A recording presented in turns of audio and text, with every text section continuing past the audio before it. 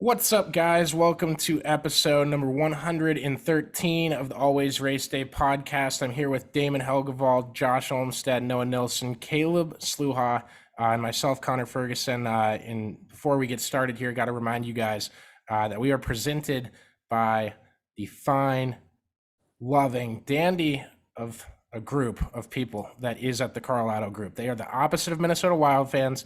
They will take care of you. I can guarantee they will be nice to you. They will clean things in the car that you're buying from them. A Minnesota Wild fan would never. They'd be too busy moaning about refs that, well, they weren't good, but that's okay. It's okay. I'm gonna let it go, Damon. Damon tried to give me advice before the episode to not let it get to me. But it's all It good. did not work, No, obviously. I'm moving on, Caleb or Damon. I'm doing what you told me to do. I'm moving on. We're good. We're just thanking the Carlisle Group. We'll give you a nice, clean car with no tripping penalties whatsoever. Okay. Way to go, Damon. Now you got me yelled at. Yeah, no, I apologize. I guess it's all my fault. Well, I've been talking to my mic backwards this whole time, and contrary to what everyone might think, I did not have one beer during the entire game. I don't believe that. No, I find that very I hard was to saving believe. it for now. Yeah, four. Let's get the podcast started. Where's the koozie? Yeah, I don't have a koozie over here. I didn't bring one over. I Oh, literally really? just had that beer here so I could make a toast. You expected him to be prepared? All right, wow, You're dude. right. Wow. My bad. All right. This is not the welcome I wanted on the episode that I got my best friend on the podcast for. Well, he obviously is not your best friend. He never did actually declare that. Oh, we got it at the end. He never You guys declared can it. make up the decision for yourself. I did leave my phone number with his assistant. Well, you'll listen to it. You'll see what we're talking about. I hope you enjoyed the interview. If you haven't noticed the title of the episode yet, Antron Brown is on the show this week. We got a weekend of racing to talk about before we get to him. It's a great interview. You guys are going to enjoy it. Wanted to start off today with NASCAR Kyle Busch with an upset victory. I know I went on that rant after the Daytona 500 about how Ricky Stenhouse Jr. winning that race can't be considered an upset. Well, Kyle Busch winning at a super speedway certainly as his first Talladega win in 15 years, and his second with Richard Childress Racing. So pretty big start to the season for the number 8 team. I mean, I wouldn't consider it a upset win by any means. Why not? The team won at Daytona last year with the 3 car. The team won with a good super speedway driver. Kyle's good wherever. I mean, there's a reason that the guy's won however many races it's been. I would say Martin Daytona. Truex Jr. is good wherever, but he sucks at super speedways. Kyle Larson sucks at super speedways. You're right. They're still good. They're still good there, though. Just the results don't end up that way. I don't know. I'd call it. I'd base just this is on my words alone, so you don't have to. I mean, Kyle is in contention to win Daytona damn near every year. In fact, should have won this year based under any other rule back to go to 98, I guess, is what he used. As a big Sten head, that's offensive to me. Well, Quit taking things away from our fan base. Yep. Unbelievable that you have to stoop that low. Caleb promised a very Caleb heavy episode again. He wants to go on a twofer for the people. And Caleb, what is on your mind? What's the hot takes that you might have up your back pocket? I don't know. You teased a lot about it, so. Yeah, I mean it's a pretty good hot take. I'm pretty over super speedway racing. So not that, it matters, but I'm pretty over it. I got a text from my grandpa who has watched for years and years and years, and he said he's like officially over super speedway racing. I'm about over it. Is it because Well, of the finish or why? I'm curious now. I'm over. I will. Here's what I'll start with before we get into like me being thrown out the window. What I will say is, I'm trying to save you here. I'm trying to give you some ground to stand on. So Yeah, right now I'm just What I will- mulling over different ways to make fun of you after you stop talking. so I will say today's Cup race was better in the fact where we didn't go single file, and we didn't wreck as much compared to previous years. But at the same token, it's not good enough racing for me to where like we try to kill somebody and we cost teams millions of dollars. The Cup race today was good for the most part. Looking at Priest's onboard and the damage to Larson's car scares the living hell out of me. We sent our annual driver to the hospital this weekend, and it just like what I see on track is not worth the millions of dollars and the sending people to the hospital that we go through for like, okay, cool, we actually had double file racing, but it wasn't like there's an abundance of passing. They're all just running side by side, too wide, and like it just it ain't worth it to me at this point. So I'm calling to cancel super speedway racing, although I know it's never going to happen. I feel like today was a step closer to what I would consider quintessential NASCAR super speedway racing, in the sense that they were side by side the majority of the day. Yeah, it was more about track position and fuel strategy, which was a complete 180 from what Talladega and Daytona are usually doing. But the racing was pretty good. They weren't single file train on the chop. You know, you're not choo-choo behind Denny Hamlin.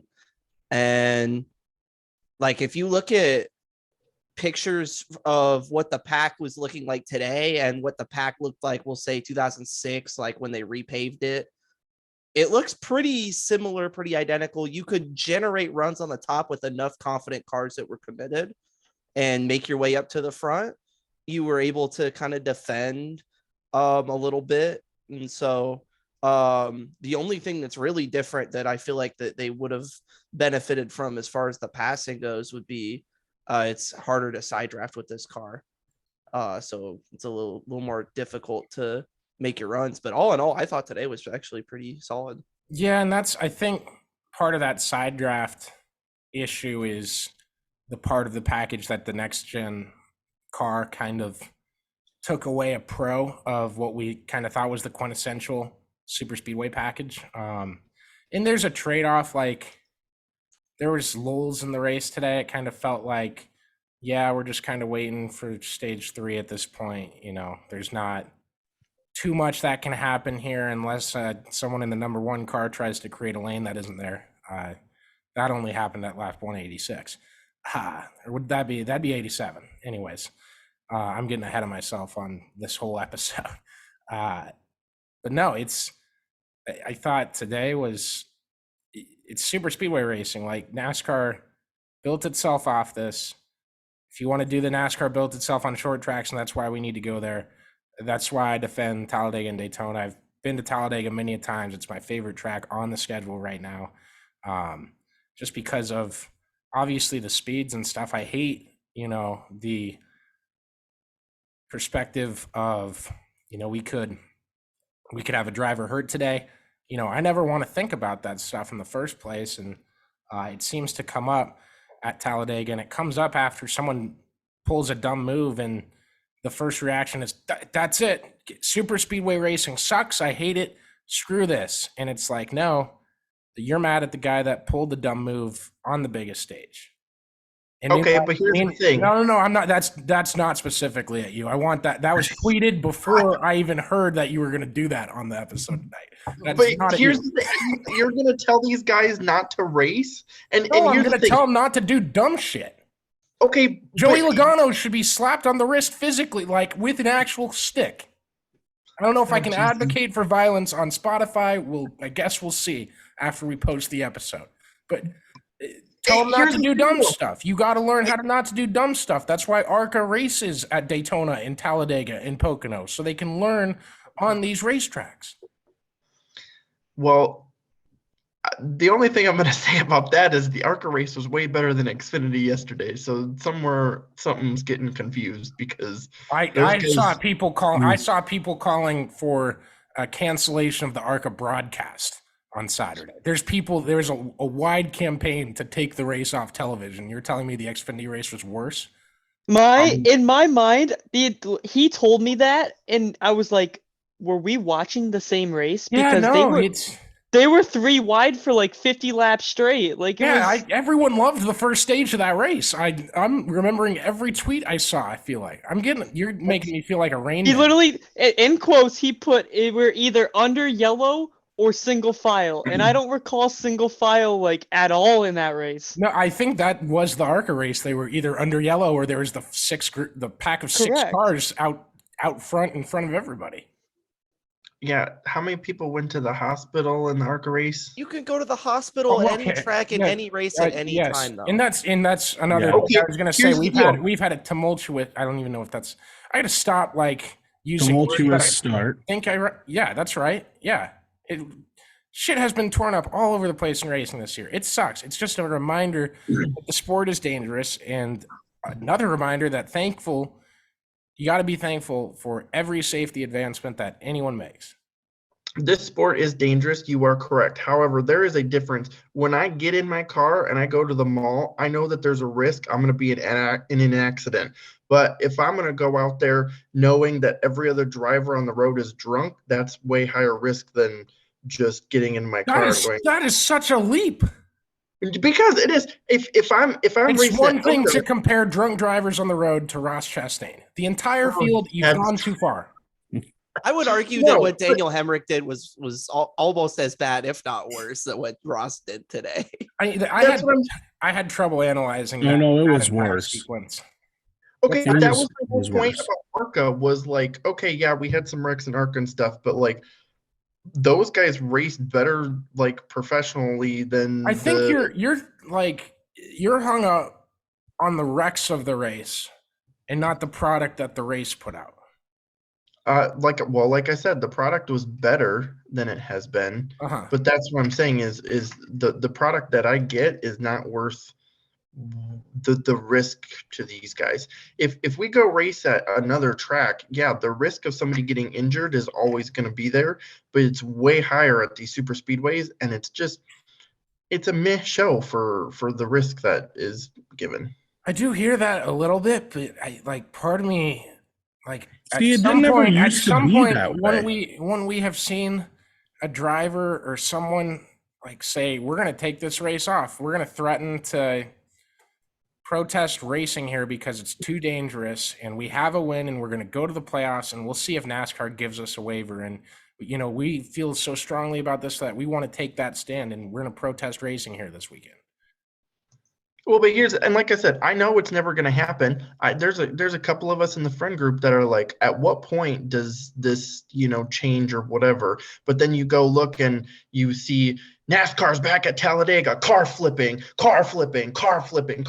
and you're like, okay, it's not going to change because that's what the people want. And my take on that is a little you're jumping into different things. If there's an iconic moment with a crash in it that was the end of the race, and the highlight is the 2 cars under the car flying on top of it, of a driver that was obviously okay. But you promote that's a different thing than here's Monster Jam Crash Madness Volume 7 coming Sunday on Fox. I agree. That's people go to Talladega because they know that's the stuff that they're going to see. Obviously, not all. My dad just texted me and said he's offended that you claimed that. Not all fans are like that, but that there's the casual people out there, and that's why they go, is to see that stuff. So it's not going to change. They're not ever going to get rid of it because, that's what the people want to see. And not all of them.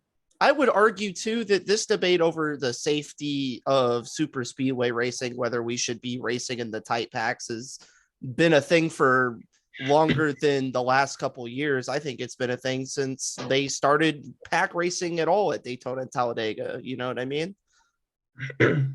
Noah, find me the numbers of how many people went to the hospital during tandem racing. Yeah, but no, listen. You're trying to. Do you think though that that's part of the car? This isn't. It's again still. I mean, it's still part of the car.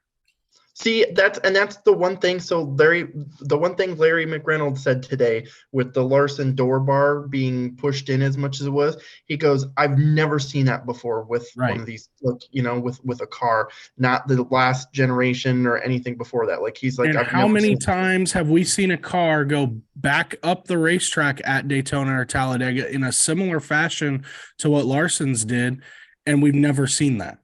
Yeah, I think the one thing that didn't help in that situation was the fact that Priest gassed it back up. So we're circling back to Damon on whether he thinks Priest is good. Well, he tried to be Cole Trickle there for a second, and it didn't work. There's a little bingo everywhere here.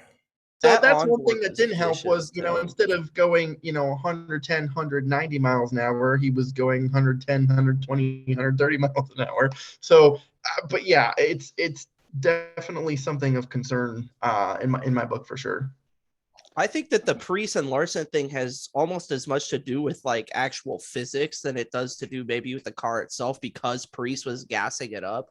Like his rate of acceleration and velocity and all that funny stuff was higher than it normally would be when a car flies up in front of you at a super speedway. And so that could also be part of it. But I would also generally agree that I think, that the car definitely has something to do with it. And that's where I'll give NASCAR credit, though, because in those situations, they do take the car back to the R&D center and will hopefully learn something. And, that's the good part, is hopefully they'll come out of it with something.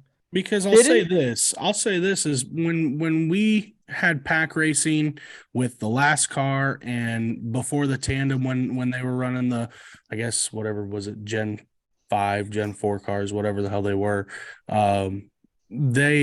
those cars didn't have these same injury prone issues. We didn't send drivers, and we had similar wrecks, if not some that were worse. I mean, I still remember seeing Tony Stewart barrel roll down the back straightaway at Daytona, and he was perfectly fine, got out of the car and was perfectly fine.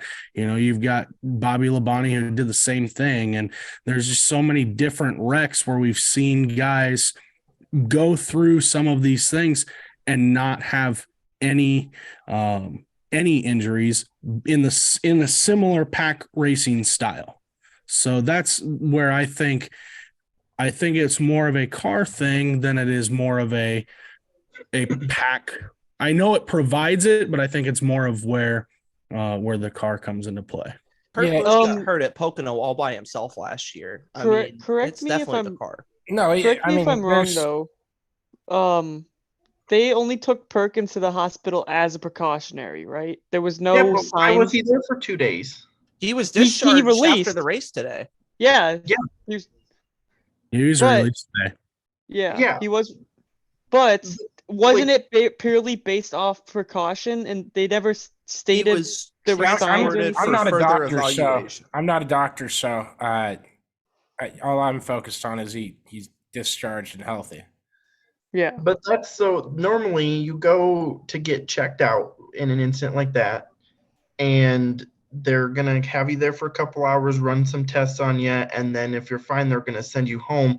The only thing hospitals like absolutely hate to do is keep you overnight. Like they love to push you out of there. Yeah, well, I'm not a NASCAR driver. What? He's way more important than a normal person. Okay, well, anywho, it's a fair point. It's valid.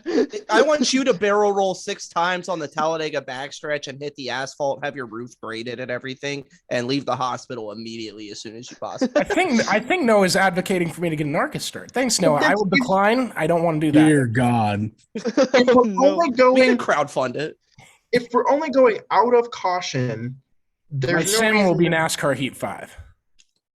there's no reason to be there for several hours, then be there overnight. And then the update we got this afternoon was, well, he might be there later. He might be there until tomorrow. They might have been waiting on tests or something too. There's a million different reasons he still could have been there, but the end result is that he was discharged and he's okay. See, they couldn't get to him. They couldn't get to him because they were giving everybody IVs that passed out on the boulevard. Yeah, that's probably. You got to remember, there's never a bad time to get an STD test either. He's probably updating his papers. Yeah, I don't want to speculate. I'm not in the business. Had a colonoscopy while he was at it, so it must be. Obviously, we feel shot too. What's the one hospital? Gunderson. It must be Gunderson. Gunderson.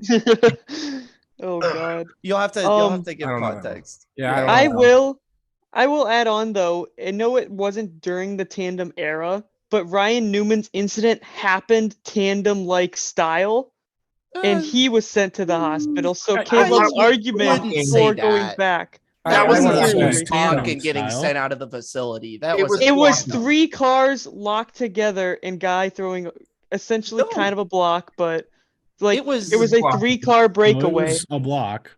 It was Ryan Blaney is pushing you forward. You're going to make the move and you're going to block and then leave the facility. There was no tandem. There was no 3 cars. The run that was generated. Of 6 cars anyway. Yeah, because we haven't talked about the race today. Yeah. This is true.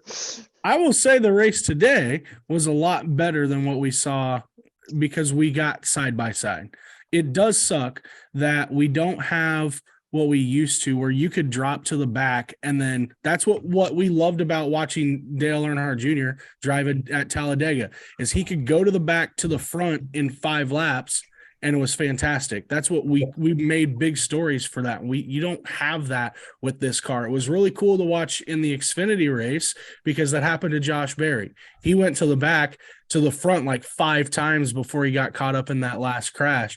I think that was what was cool about it, is it brought back those type of memories and those type of storylines, as you could go to the back and get to the front. If you were in the back, you were stuck there all day without getting some sort of track position, and it just happened to pan out where Brad Keselowski was able to get track position late. I saw a tweet today that said that if Dale Earnhardt had today's car back in 2000 when he won his final race, he'd have finished 18th. At best. Yeah.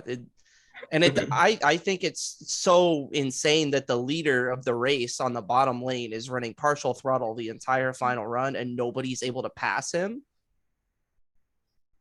I think that's indicative of a problem for sure. Mm-hmm. Yeah, I thought today was really good. It's interesting. There's still more wrinkles to figure out with this next gen car at super speedways. Just like, what Blaney was saying about Bubba is like, you can get away with throwing 2 blocks, but once you throw the third on the same hockey word here, but the same deking motion, once you throw that third one, like that's where your car is going to get too squirrely and you're going to get all out of whack.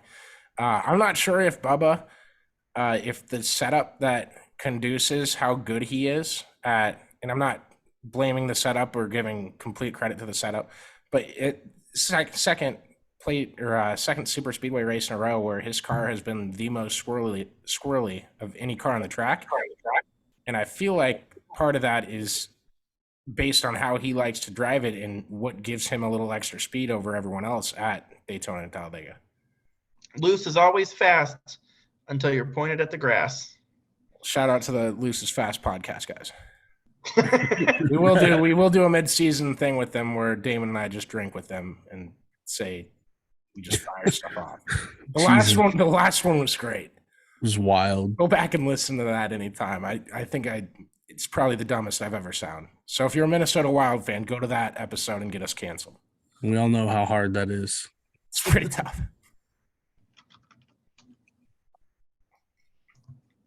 Caleb, I will say the other thing too with this race is, it reminded me a lot of before there was stages And even the early portion or the early years of the stage racing, when teams would kind of run this race a little bit backwards or try to short pit like they did at Daytona, that's where the strategy, where I really like this style of racing. I just wish you could be able to maneuver a little bit better, because it's more of a chess match, and it makes those strategy calls that much more important. And they were making a big deal about, like, when Keith Rodden is not on the box for Austin Dillon this week, and they're like, well, it's not as big of a deal that Justin Alexander's there. I'm like, well, it is kind of a big deal, because at the same time, you don't have your normal crew chief who's been with you through the entire season to this point, and you're trying to make calls that are going to help you in strategy type situations. I get it. Alexander's won races. The crew chief is still there. You're right, but he is not there. The best part is, with this kind of racing, though, like, whoever you're around, you just look and you're like, oh, you guys are coming in on lap 12. Oh, yeah, me too. Like, you can kind of just do that. Like, so that's the one, a helpful point, at least with kind of this strategy. It does get, like, more nerve-wracking as the day goes on, and, like, you're sitting there and your favorite driver is getting pushed by I won't say the car. I think he's getting pushed by a giant moose on it. A guy that might do something dumb, and you're kind of sitting there like, oh god, not this again. Please. My favorite part during the race was Zane Smith near the back or whatever, and he came over the radio and he said, the 21 is leading. I don't like that. And so he, like, dropped all the way to the back and proceeds to wreck in that same crash. The 21 gets dumped and ends up taking out Zane, and it wasn't even Harrison's fault, but Zane got dumped by Logano.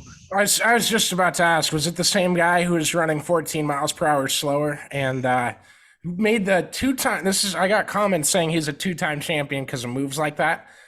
Correct me if I'm wrong. Didn't every driver go into turn 3 about 188 times today, pick a lane they were going to run and stay in that lane?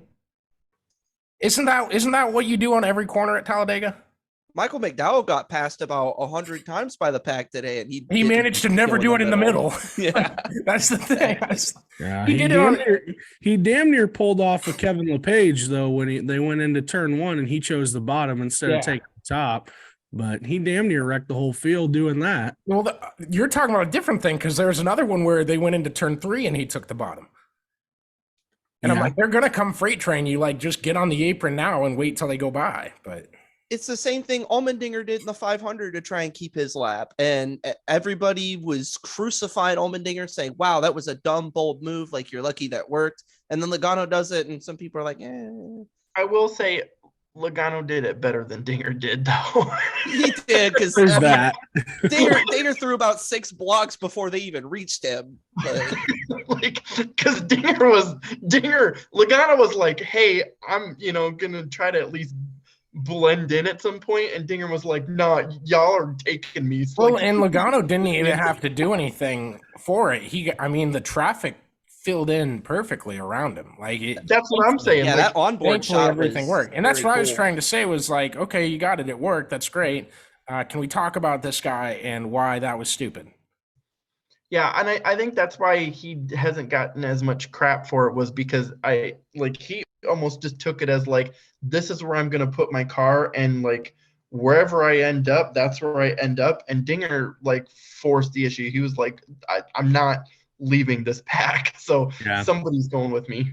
That's the other thing too. Logano was trying to stay ahead of the 14 at the same time, I believe, right? And he committed to staying in that same lane pretty damn clear the whole way, where, like you said, Caleb, Dinger did not. Dinger was going to make sure that he stayed in there. So Dinger turned a blinker on last second. I gotta love the dude, man.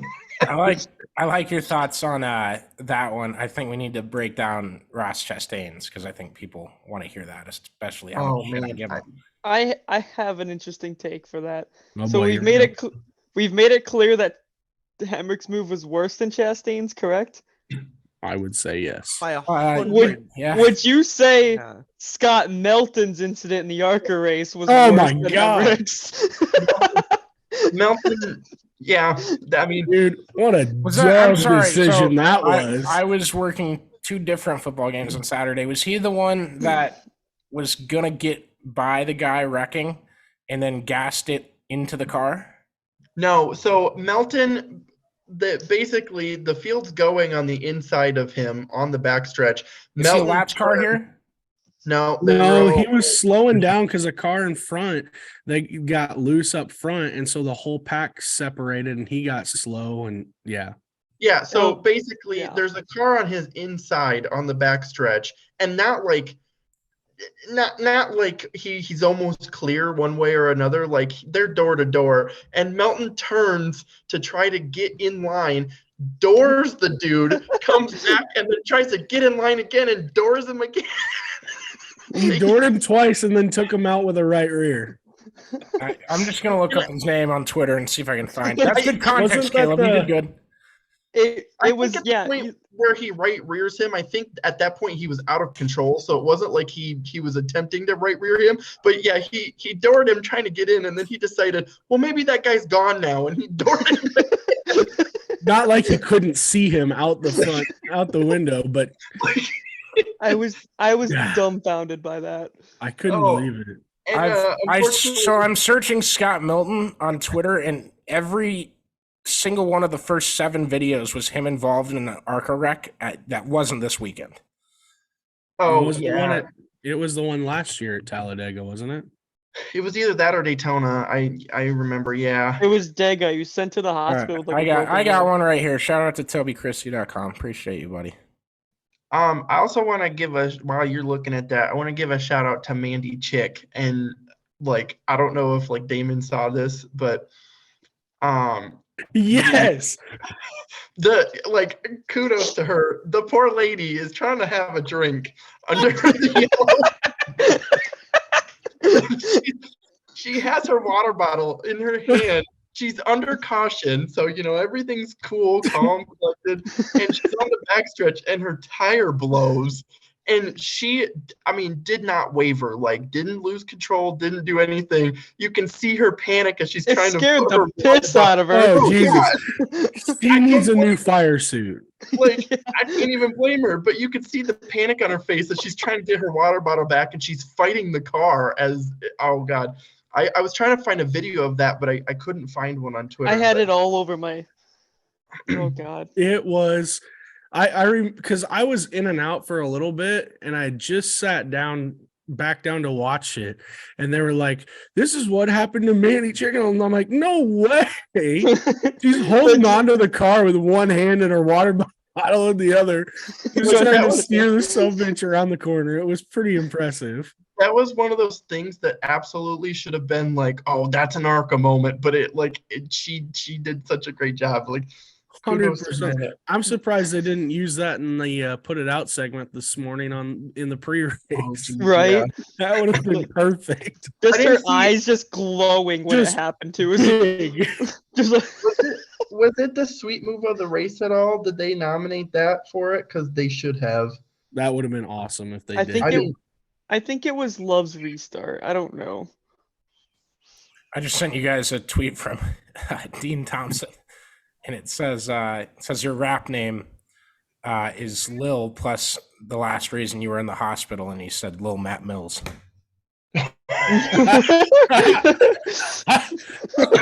Dean Thompson's a funny guy on Twitter. It doesn't matter what rivalry that is. That's a fun one. No, the best part is Dean Thompson was like inactive on Twitter. Like he disabled his account until that incident, and he was just like, hey, like I'm back, like I'm all good, just letting you guys stay updated. And then like ever since he's reactivated it, it's just been this absolute hoot. Dean Thompson's a fun Twitter follow. Starting shotgunning of the field. Speaking of ARCA too, though, the points leader in the ARCA Menard series is pretty cool. Oh, you didn't let me do that one. They didn't do it. They didn't do it as the sweet move of the race. That's a big L. Yeah, Frankie Muniz is the leader in the ARCA points. So like, you just have to have the first name Frank to be good in the ARCA series. It's fine. He's on his way to like 100 championships. The inevitable Damon comparison of Frank Kimmel and Frankie Muniz. That's the difference. That's one square off the bingo sheet, people. Hey, listen, one is an absolute celebrity, and the other was in Malcolm in the Middle. Okay, true. Like you're like that's pretty cool seeing him as points leader, but like I personally am super stoked on Greg Van Alst being the points leader before that, and him getting his Xfinity start with Alpha Prime will be pretty cool too. That's pretty cool. That it's awesome. But yeah, I mean, Frankie Muniz. Way to be controversial, guys. Man. I had a friend of mine. Do you want to be? Do you want to be controversial? Not against Greg Van Alst, absolutely. Here's what's going to happen. Frankie, obviously, we know his decorated background in racing. I swear to God, if your guy Greg Van Alst takes just listen for one time in your life. Okay? Frankie goes out and wins this damn ARCA championship. Then any actor that's ever drove a car once in a single episode of any series is going to be like, all right, my turn to do that. And then we're going to be back on This Is ARCA. So it'll be ARCA hasn't ARCA'd hard enough in a while. We need this. I don't know about that one. They're trying. We have another jokester playing single A baseball. This guy stinks. Get him off the field. You're ruining my viewing experience. So we'll have Melton still exists, so just keep in mind. If any actor wants to jump in an ARCA car, that's the place to start. Start on ARCA West.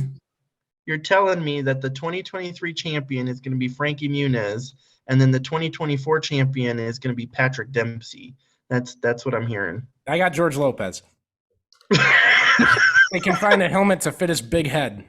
Oh, God. I was going to say Tim Tebow tries his third career. I don't know. I don't think I'd pick George Lopez. I think he'd fail tech for a low ride height. Gotcha. Okay. All right. All right. If you're still listening, you can skip to Antron Brown right now. I won't go further. Oh man, yeah. The having Frankie lead the points, even if it's 3 races in, is super big. I think Jesse Love is going to obliterate him in the standings. For sure. Yeah, there's no shot, but it's going to be really bad if he doesn't. If you were to ask me, could he get second? I would say there's a lot of value in if you can find a betting site to let you pick him to finish second exactly. Yeah, and like it's great for generating broad appeal. From people outside I do want to say before we keep going, he is like a racer. Like he was in the IndyCar feeder series before he got into acting, and whatever contract said you can't be racing. He was damn good in the celebrity races he ran. He had some affiliation with Toyota at one point. The lost gem of motorsports and like the motorsports white whale is that he never raced a Prelude to the Dream. Well, now we're starting to get that back. So hopefully, yeah. I want to say Frankie Muniz is going to win the 6th annual Kyle Larson Late Model Challenge at Bulls Gap.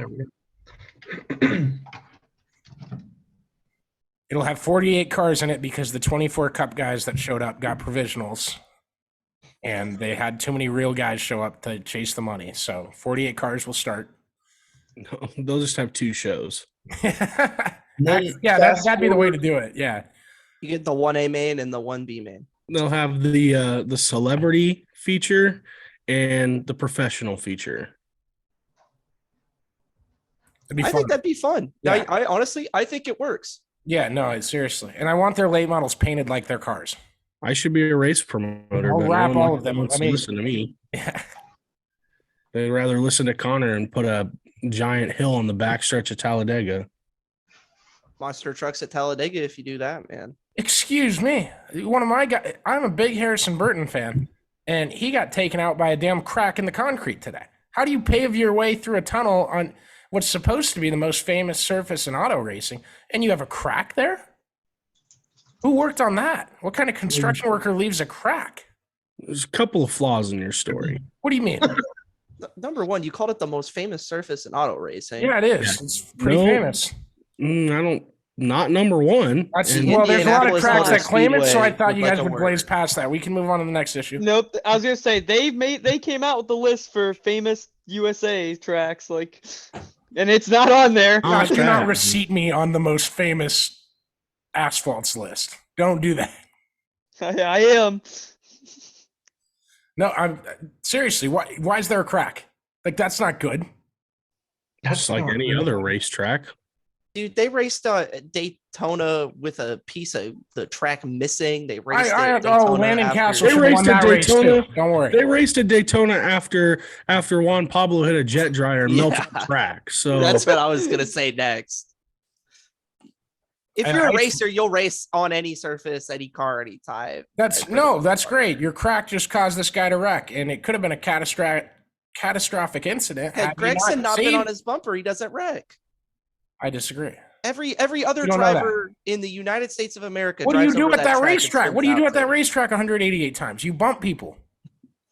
Okay, well, they went about 187 laps without wrecking going over that bump. So I think it's just I took out a car today. I expect it fixed. Get out there and fix it.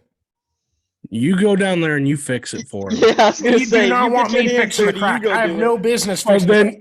Then I don't want to hear you bitch. All I'm going to do is take a squeezable thing of silicone gel and put it in there. Try it. So then you slip on it and you spin out. Problem's not solved. I'm not a track engineer. Obviously. Well, I didn't claim to be. I'm sure there's a lot more that goes into it. Well, I had a wild fan in my mentions tonight telling me that if I think that, then I should stop reporting on hockey when I'm just a guy that wants to watch hockey and watch my fucking team win. I could give two shits what you think of my hockey takes. Atlanta had like 100 million seams on it because it had cracks and nobody was hitting the seam. That's great. It didn't cause any wrecks. I'm saying this one caused wrecks. It did. Definitely caused wrecks. Do you think the track surface at Atlanta caused the wreck? Yeah. Abnormality. Absolutely. I don't know if you noticed when they pulled tires off of those cars before they did the repave, but you would have done a better job driving through gravel. You time out right now, Damon. You guys are agreeing right now. I think we are wrong. No, I'm saying, like the wearing of the tire and flat stuff like that's out of their control. But it causes accidents. Sure. This crack, the car moves, and that's how he starts to get loose. I think the crack nose had as much to do with him getting loose as the little tiny bump in the asphalt. Yeah, it definitely mashes up at the same time. Are we going to stop drafting at Talladega anytime soon? I don't think so. Look, Ty Gibbs, who compared himself to Jesus, was leading the race and went through that same crack and had no issues. So it doesn't matter how many people went over it. And the Iceman Ty Gibbs. Let's not start that. No, I got a hypothetical for you. Okay, you're watching a Williams Grove race.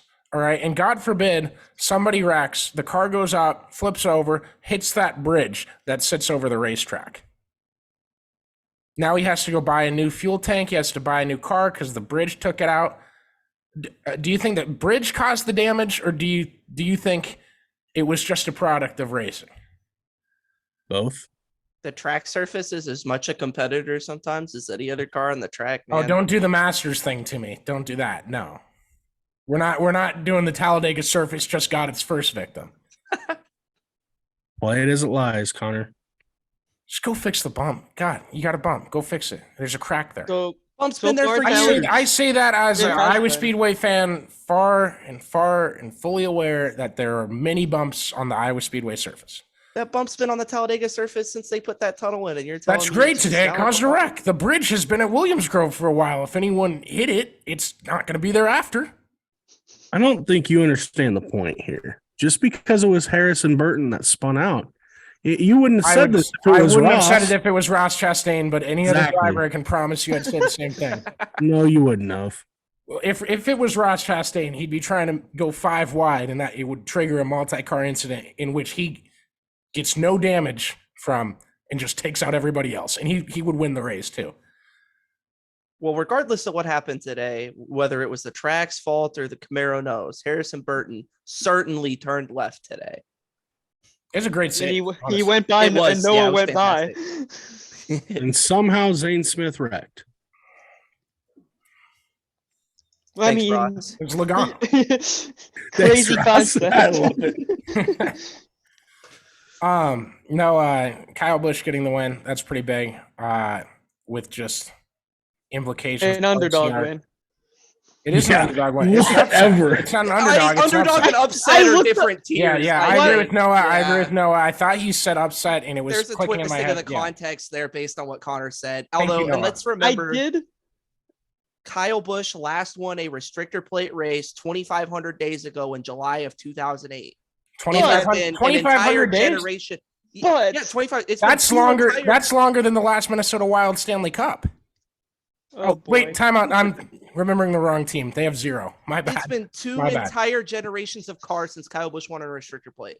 Yes, he's always in contention. He doesn't always get the result, obviously, or I would say it's a surprising win, but the sports books clearly knew something because while you guys were arguing it earlier, I looked it up and he did have the 7th best odds to win that race. That's because he's a fantastic restrictor plate racer. He just doesn't finish. I would like to say that the sports book do not know the super speedway racers.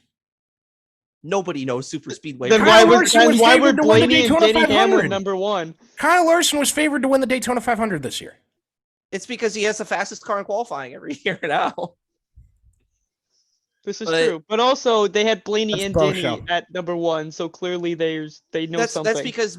So yeah, I'm gonna go on a little bit of a rant. You cannot use just that they got 2 things right to say they know 2,700 places of where everyone's gonna finish. Yeah, Brad Keselowski was the 5th best, which makes sense. He was telling his crew today that they'd be lucky to get 25th. So apparently they're wrong there too. When it was Brad's choice to go hang out in the back at one point. Yeah, it was his choice.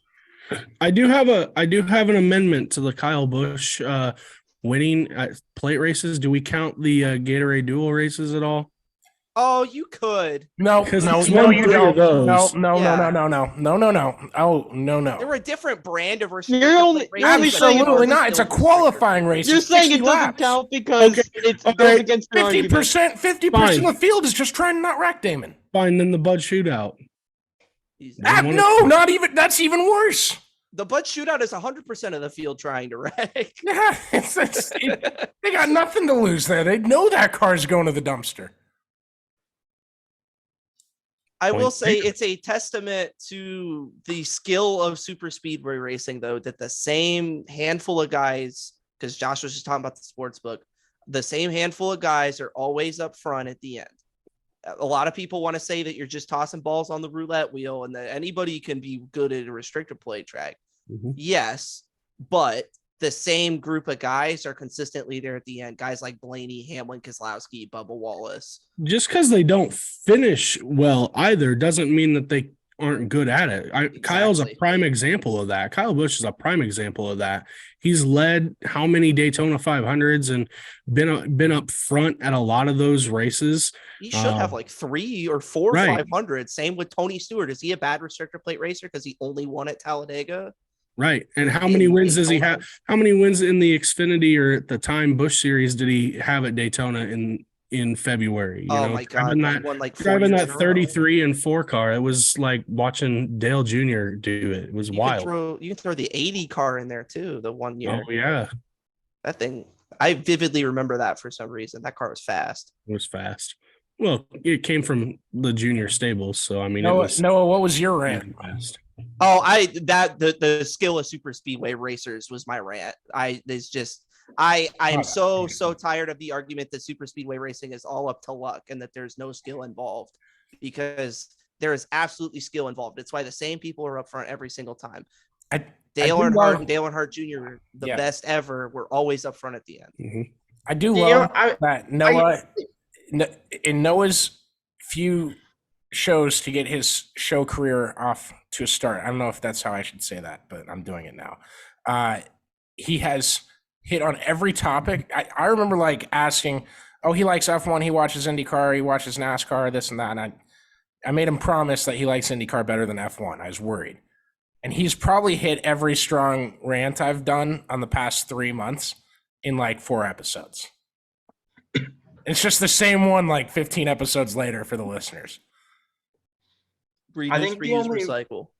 I think the only reason that the whole, luck thing comes into play with the super speedways is those guys do run up front, but like if you go to Phoenix or Charlotte or whatever, I mean, you always have those odds, but like if Martin Truex Jr. is up front with 5 to go, odds are Truex is going to win the race. If Tyler Reddick is up front at Road America with 5 laps to go, odds are Tyler Reddick is going to win the race. What are you saying? Unless Chase Briscoe's running third. I'm getting there. The chance I thought you were betting on races with 5 laps to go. If Brad Keselowski and Joey Logano are running first and second at Talladega with 1 to go, odds are they're not going to win the race. Odds are somebody's leaving the facility. Odds are Michael McDowell wins. Odds are Michael McDowell wins. And so like that, he lucked into, like that's where you can say. You can have lucky wins anywhere. Yes, they might happen a little more. But again, speedways, but you Kevin have to be Harvick at Indy. I got a ton of hate. I got a ton of hate from people on the internet as well as my father when I said Cole Custer stole a win at Kentucky. He did. He absolutely did. He was in position. Yeah, is it not lucky that 3 guys bumped each other and you had more speed because you didn't bump anybody and you went to the front from 6? Blaney hit a manhole cover or something on the apron and got all squirrely. That was a fun race. They should fix that manhole cover and make sure no one hits it again. That's what they should do, Noah. Maybe Blaney shouldn't have drove that far down 4 wide. Oh, Jesus. I do understand. Maybe Harrison Burton shouldn't go onto the track surface to go around the corner. I do understand what Caleb is saying, though, because, I mean, there are races at both. I mean, David Reagan's a prime example of this. The guy won at Talladega in a front row car. Probably shouldn't have. I mean, it was damn near dark out. They were 1-2. They were 1-2. Gilliland was second. Yeah, Reagan, every other restrictor plate race is up front. He won that 2011 Daytona July race. Didn't David Reagan win at Darlington? No, you're thinking of Regan Smith. Oh. My bad. And Regan Smith should have a restrictor plate win too, but NASCAR took that one from them. Blame Tony Stewart for that one. Yeah. We are throwing blame at the wildest of people. Yes, actually, no, I won't blame Tony Stewart for that one. He was trying to defend his position. I'll blame NASCAR for not enforcing the rules that they set in place. We're gonna have to do history podcasts on the off season. No one's gonna be all over that. Anything from like 2004 on, I will sink my teeth into, man. I love talking about that stuff. I think since we got a white whale in Antron on this podcast, I think the next one's either going to be Frankie Muniz or to get J.R. Hildebrand on here and find a way to ask him about the Indy 500. In a different way than anybody else has asked him probably by now. I've honestly, I could probably like look it up and try to find it. I've never heard him really talk a ton about it. It's fair. It's not like, I mean, like the year after, I know they mentioned they did an interview with him, but it's 1 year later. What are you going to say? Yeah. But like now you have kind of the time to reflect and maybe like, hopefully like we get on a Zoom with him and he's got 2 pearl statues of like a lion and a tiger and he's like really rich. And I wouldn't feel as bad. It was very obvious in a Zoom background that he had made it. Yeah. We've talked about it before, but if anybody was going to win that race that wasn't J.R. Hildebrand, I think everybody's glad it was Dan Weldon. Yeah, absolutely. Do you guys have any other takeaways from the race today? And then we'll kind of get to the rest of the weekend. We'll talk about what's to come this weekend and all that, and we'll wrap it up. I thought that what Michael McDowell, the advice that he gave to Todd Gilliland was really, really interesting. I don't know if any of you saw that, where he basically said, I suck at Talladega.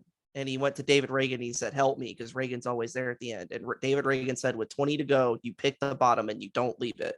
And every time you will be there at the end.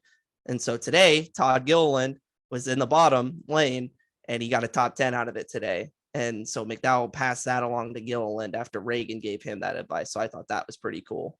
Noah, do you have Todd Gilliland's like stats to start the year? Do you have his finishes? I know that there's a lot of top 15s in there, and 3 top 10s. Yeah, 3 top 10s, 6 top 15s, and 9 races. We were 1 spot away from JJ Yaley top 10 today. That makes me a little sad. But no, he got a top 10. No, he didn't. They changed it again. Order. They put him in 11th when I looked at it last. They changed it twice. When I wrote the recap, they moved him to 11th. Yeah, he was 11th. I don't know who the hell's reviewing this. What their thinking is here. The same person that threw the yellow flag about 20 minutes late on Briscoe's donut celebration on pit road. So all right, yeah, no, it's a good thing you brought that up because that's the other thing I wanted to talk about. It's such a weird incident. I think they assumed that he would get it straightened out, or he was in the wrong gear to launch. It looked like he was still trying. So he was on pit road, right? Correct. Yes. The right front was flat. If anyone was questioning, the right front was flat, as well as the left rear that was dilapidating live on TV.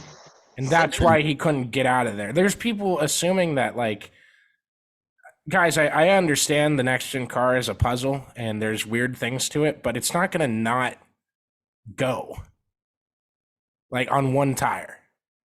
Yeah, same thing with one tire being down is what I'm saying. The amount of torque that one good tire on the other side is going to generate, the car is going to move forward. I want to say last July, Joey Logano crashed. It was in that wreck that Briscoe almost flipped in, I'm pretty sure. And he was stuck up against the safer barrier. And he was also performing the infinite burnout glitch because he had tires down and couldn't go forward. And so I think that's just, you have tires down and can't go forward because they won't roll. So I think that it's not a next gen car problem necessarily. It's you have too many flat tires and can't drive problem. Which is faulted by the next gen. Right, because the tire doesn't have an inner liner on it. And the old tires did, you could still at least drive around. It was going to tear your car all to hell, but you could still at least drive on that. We saw that when you lose a tire, you can't drive very easily, and you tear up your car on top of it, or you go down 3 laps. I don't know. I'm not saying that the next gen cars completely absolved of blame here. I feel like it's hard to get going in any situation. I will say, the lack of inner liner is absolutely a contributor to not being able to go, for sure.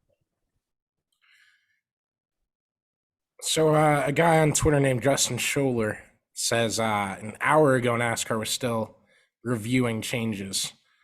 It's probably going to change, up until tomorrow or Tuesday even. That's just stupid as hell. Oh, yeah, no, I don't disagree. That's like the last time we had a presidential election, my buddies and I were drinking wine, waiting for it to end. You were drinking for a couple weeks ahead. Oh, man. We were up till 4. And we're like, what the hell is that? Do they not know how to count? Yeah, it does feel like a process that would be pretty cut and dry. Hey, this is the time frame where it's not like you're changing the time frame where the caution was. Yeah, because that's the first thing you decide. You were here, and you just go all the way back, and then you're done. You only have to do 38. I just want to know what their process is to it and why they aren't just taking shots. I mean, give me 4 at minimum. I would say give me 3. Give me 3 pictures, stand still of the pack racing, and you have enough cameras there. Give me 3 pictures at the moment of caution. I will give you the order of the finish. And I want to say this with the caveat that I absolutely agree with the decision to throw the caution on the last lap today. This is why I hate finishing races under yellow. Stuff like this happens. But at the end of the day, what's more important, getting the finishing order right when we wanted, or guys not getting sent to the hospital? Yeah, objectively, I know I would like to, as a fan, as a proponent for finishing under green, I'd like to see how bad the wreckage is before I throw that yellow in an ideal world. But you don't have that much time. You don't have that much. It's impossible to have that good of a reflex to have that all go through your head and, finally make that decision at the end. So you can't really advocate for that. The only thing you can say is either always finish under green or you're not racing back to the line. Yeah, I feel like it just really depends on where the wreck happens as far as whether a race should finish under yellow. Because like turn one, it's going to be hard to kind of slow down from the start finish line to get there. I think once you enter turn three, I hate finishing races under yellow ever, but I especially hate throwing the caution 300 feet from the start finish line. I don't think what matters to NASCAR though. They refuse to put, and rightfully so, but they refuse to put safety vehicles on a track that is green, and so it doesn't matter where the wreck happens. I'm just curious. I'm not competing with you here. Like, do you think they should? I don't think they should. I mean, I think that's the safe way to do it, But I think that's why you could say like, oh, well, it's on the back stretch and, they're in turn 3 coming to take the checkered. So you could just let them finish. But NASCAR's point is they want to get the safety cars out there to check on those drivers. And they are not going to do that while the race is still going. And I hate it because that's one of those things that, and I've talked about this before, but I don't think I've framed it like this. Like a decision like that is usually made on a policy basis. And I hate policy-based decisions. I think every decision should be a case by case for the reason of, hey, there's a wreck in turn 3 and these guys are racing back to the finish line. And by the time they get back to turn 3, where they know the wreck is at, they're all going to be told to slow down. It's objectively the safest move to throw a caution on the last lap, no matter what, if it's but that's because of the policy with the safety vehicles. But if there's a wreck coming out of turn 4 and there's 3 cars racing to the line and you throw a yellow there because you want to get your safety vehicles to somebody, I'm not going to hate on you throwing the yellow because of that. I'm going to hate the policy because you just ruined the race finish that you didn't need to ruin. They're going to race back to the line either way. From a fan and competition standpoint, I absolutely hate it. And I feel like they should do it on a case by case basis. And like, they're in the tri-oval. Don't throw the yellow. I've every single finish I've ever seen where they throw the caution, the tri-oval, I end up almost throwing something at my TV because it just makes no sense. They're already going that fast. Let them get to the line and then throw your caution. Yeah, that's the whole thing with policy stuff. You guys have any more NASCAR for this week? 3 two-time winners so far that are clinched into the playoffs, and Kyle Busch, Kyle Larson, and William Byron. So 2 Hendrick drivers, and Chase Elliott made up a lot of ground today in his return to Talladega. So that was good. He's already passed Gregson in the points. I can't wait until he returns at Dover. It's been too long since I've seen him there. The defending race winner at Dover. And it does sound like there is more weather coming to Knoxville Saturday. So we'll keep looking at that broadcast. They rained out 2 weeks in a row now. And Dover's forecast doesn't look great either. So does it ever this time? I'm just advocating for Marcus Smith to be president so we can build roofs at every racetrack. You would think at like a track like Dover, they could kind of do like the baseball theory of a tarp. Okay. Can you? Interesting. I know a dirt track did that late last season, and people were calling them rednecks, basically. Why? Okay, but I don't know why. It made sense. I mean, they did everything they could to get the race. I don't even remember if they ended up getting the race in or what track it was. That's a product of me playing too much hockey. I apologize. I'll look it up and I'll give them a shout out on the next episode. But there's nothing wrong with redneck engineering if it works, man. It's not even that. I'm clipping that. I'm clipping that, and I'm going to send it to Damon every time he tells me I have a bad idea. Well, no, it's preventative measures. You're trying to be able to put your show on at the regularly scheduled time. It's just like baseball. I understand that. Yeah, why is it a problem if let's get some sponsored tarps? Let's get some Chick Hicks looking tarps with a bunch of stickers on them. Or use your wet weather tires and put lights at Dover, which they'll never do because the local government won't let them do it. But you're starting to sound like Connor. Next thing you know, you're going to have them tear up the asphalt, turn Dover into a dirt track. I think they should. Bristol does it with the asphalt there. They put it on top. The asphalt's it's not confiscated. It's fine. Then Dover can go back to its history and run horses there again. Did you see that kick-ass Bristol dirt pickup truck race this weekend? I don't know who won. No idea. We're just laughing at people wreck each other. It was a demolition derby. I'm about to look up Ford Rangers for sale on my Facebook Marketplace, man. I need someone to put one of those videos up with the Ford Ranger song in the background. Just figure out how to get that and send it to me at the earliest convenience of yourself. Thank you. No, the only other thing was, and I need to go back this weekend and watch, or this week and watch it. I guess I got two other things. Jeez. Supercross ran, they had a rain delay.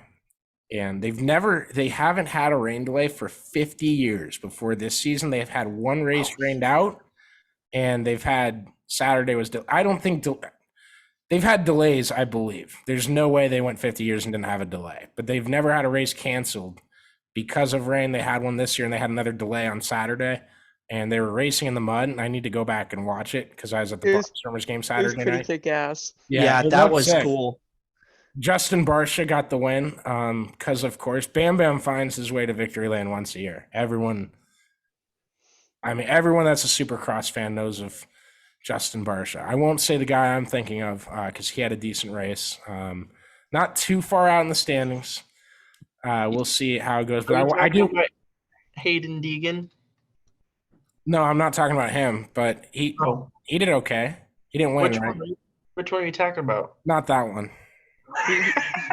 He's not gonna name them. Connor said, "To hell with your bingo." Yeah, I was gonna go on a description path, and yeah, no, we're not even. I don't think anyone's been playing today. So and then the Outlaws late models had the Alabama Gang 100 weekend, I believe is what the race was called. One race was 60 laps, one was 40, or the split features were supposed to be 20. There's supposed to be 2, and then there's 3, so the 100 really doesn't. Anyways, Alabama Gang 100, Brandon Overton gets back into victory lane after Bobby Pierce suffers from a broken wheel. It sucks for Bobby because we know how talented he is, and he probably doesn't get all the credit that some of the other top guys do, which just comes in winning the massive crown jewel races at Eldora. Really, it seems like that's how you pick up your weight and name. And it does help that the one guy that was dominant last year anywhere won at Eldora and did that thing in the million with Jonathan Davenport. So Brandon Overton getting back to victory lane there at Talladega was cool. I think that event is sweet. The trophy looks badass. Do more events with NASCAR on the weekend where you can poach some fans and get them down there to see your stuff. I think Ricky Stenhouse won twice this weekend too. He won both of the sprint car features for the USCS, and special shout out to Red Farmer. I was about to say that. Second in the crate late models last night. It's badass. How old is he now? 90? 90 years old. 90 years old. Square 9. And what's it's Davey Rudiman, right? Is he still racing? Is that the other one? Of what? He's racing. I think he races a modified. Don't Josh. You talking about Buzzy Rudiman? Yes. I just love Damon's reaction. His facial expression was everything. Well, because it's David Buzzy. I'm sorry. I fully declare that I've been hit in the head a bunch of times. No, it's. I think you're thinking of Buzzy Rudiman. Yeah, I've confirmed 4 times now that I'm thinking of Buzzy. How old is Buzzy? Was my. I think you were thinking of Buzzy Rudiman. Fuck off. Here, I'll look it up. I'll give you an actual answer to your question. He's 81 years old. There, okay. Which means he's like 15 compared to Red Farmer. That just means he has 10 years left in him. At least, dude, Red Farmer and Buzzy Rudiman are going to outlive us all, and they're still going to be racing. I want nothing more. Red Farmer should. That guy could tell some stories.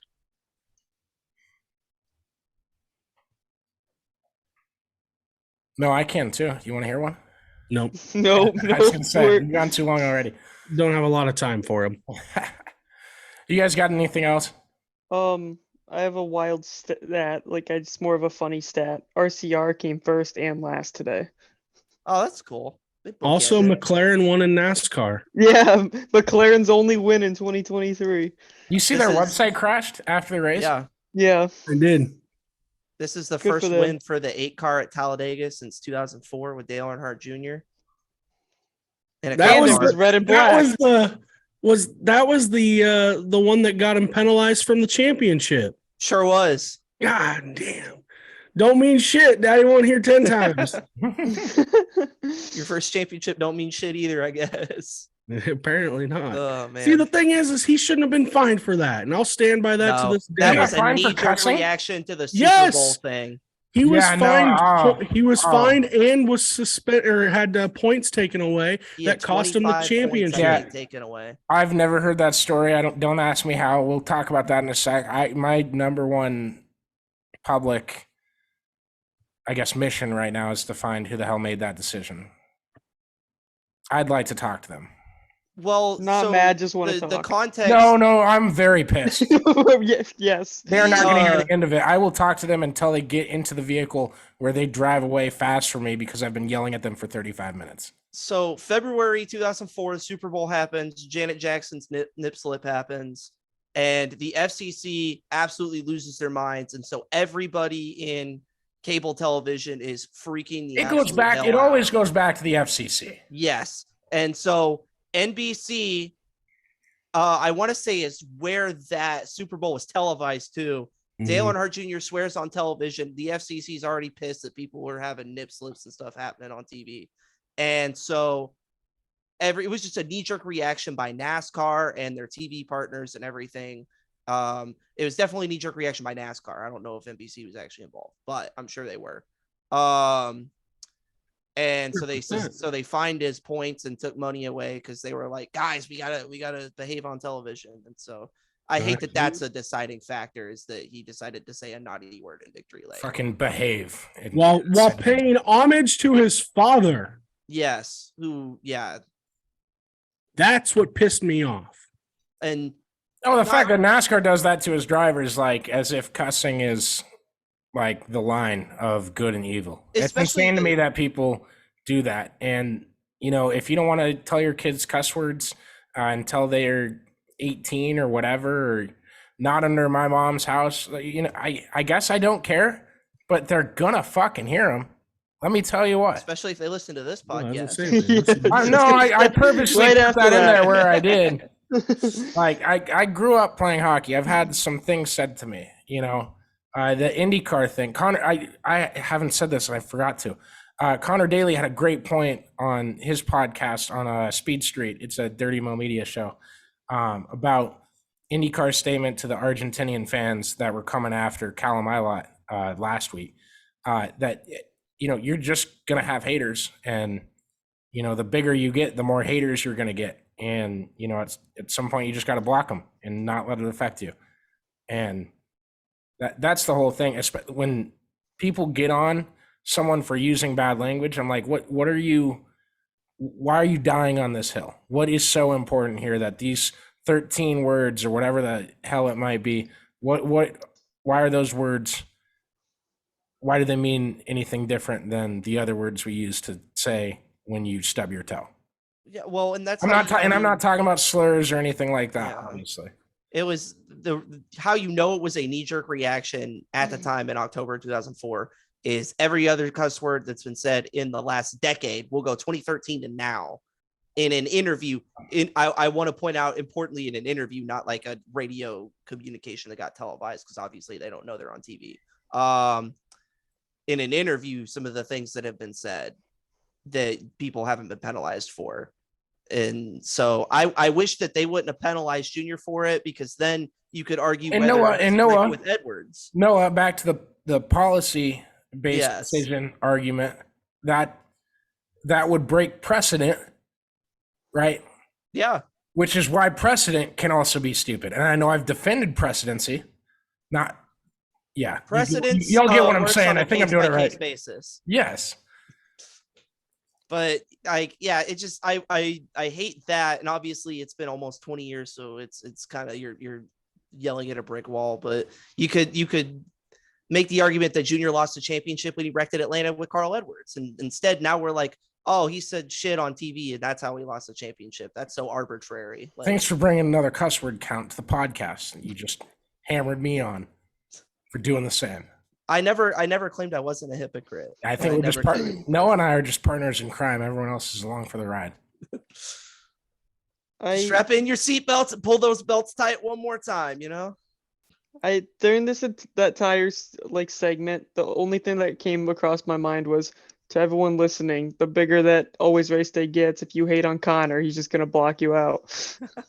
Yep. I haven't blocked someone on Twitter in a long time. I'm just gonna block a bunch of wild. Change that? No, I'm gonna block a bunch of Wild fans after the series ends when the Stars win. I was gonna say that's if the Stars win. Yeah. Loser thinking, Josh. Josh is wearing. So I'm gonna say that. Does not know. I'm gonna start saying that for when the Warriors win the series. I agree with you. I think they're gonna win the series too. Steph Curry is the best player in basketball. They just need to pick up one away win.